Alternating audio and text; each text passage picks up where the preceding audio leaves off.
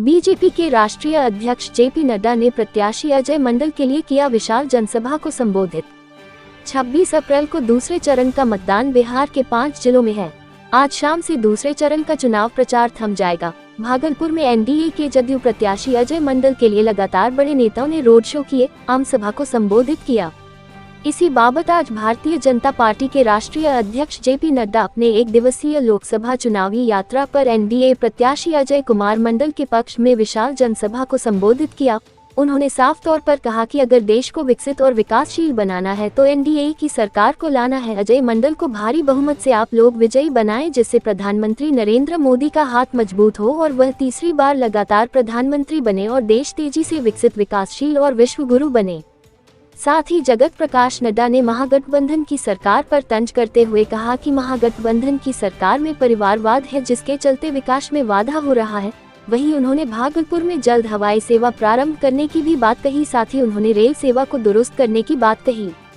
वहीं इस विशाल जनसभा में जदयू प्रत्याशी अजय मंडल ने जनता से वादा करते हुए कहा, मैं पार्टी का एक पोस्टमैन हूं, जनता की सारी बातों को ऊपर तक पहुंचाऊंगा और जमीनी स्तर पर उसे लाने का काम करूंगा, जिससे अपने भागलपुर वासियों को किसी तरह की परेशानी न हो। भारतीय जनता पार्टी के राष्ट्रीय अध्यक्ष जेपी नड्डा के इस जनसभा में एनडीए घटक दलों के सभी वरीय पदाधिकारी व हजारों की संख्या में समर्थक मौजूद थे।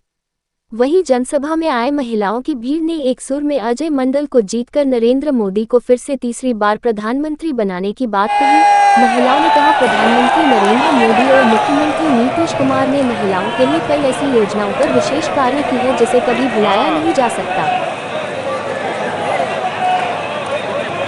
नड्डा जी का अंक इस पावन धरती पर हम स्वागत करने का काम करते हैं। जोरदार तालियां बजाकर इनका स्वागत कीजिए साथियों। और इस मंच पर उपस्थित जनता दल एनडीए के उम्मीदवार आदरणीय अजय मंडल जी, बिहार सरकार के मंत्री आदरणीय सुनील जी, माननीय विधायक आदरणीय राम नारायण मंडल जी, आदरणीय विधायक गोपाल मंडल जी, इसको बढ़ाने का काम किया है तो हमारी सरकार ने किया। मैं अगर रेलवे की बात करूं तो रेलवे में भी 51,866 किलोमीटर का रेलवे ट्रैक नया बिछाया गया। इसको भी हमको ध्यान रखना। रेलवे, एयरवे, हर दृष्टि से विकास की दृष्टि से काम चल रहा है। मैं अभी हमारे आम आदमी के, साधारण मानवी के बारे में बातचीत की।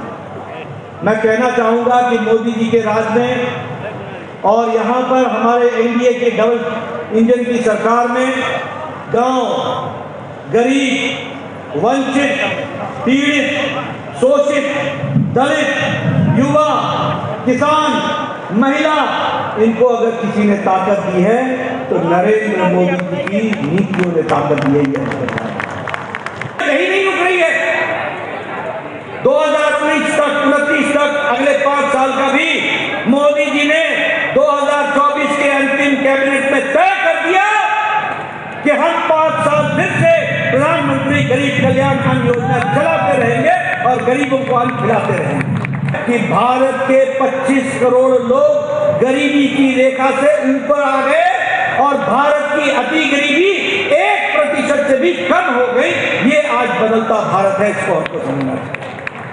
3 करोड़ और मकान बनेंगे, 3 करोड़ और घर बनेंगे। हमने ये भी बताना चाहता हूँ, आयुष्मान भारत की बात भी करना चाहता हूँ। आपने लोकल मुद्दा हो रहा है सुना होगा। और हमारे एमएलए पहले क्या किया करते थे? एक चिट्ठी लिखते थे। किसको? मुख्यमंत्री। क्या लिखते थे? मुख्यमंत्री। ये किन्नर समाज जिसको कोई नहीं पूछता था, जिसकी कोई व्यवस्था नहीं थी, उस किन्नर समाज के लोगों के लिए भी और देश के सभी 70 साल के ऊपर के बुजुर्ग और माताओं के लिए, किसी भी आमदनी का हो, गरीब हो, अमीर हो, किसी भी जाति का हो, उन सबको मोदी जी ने 5 लाख रुपए का हेल्थ कवर हर साल देने का आयुष्मान भारत में निर्णय ले लिया है और इसको हम आगे बढ़ाएंगे, ये भी मैं बताना चाहूँगा।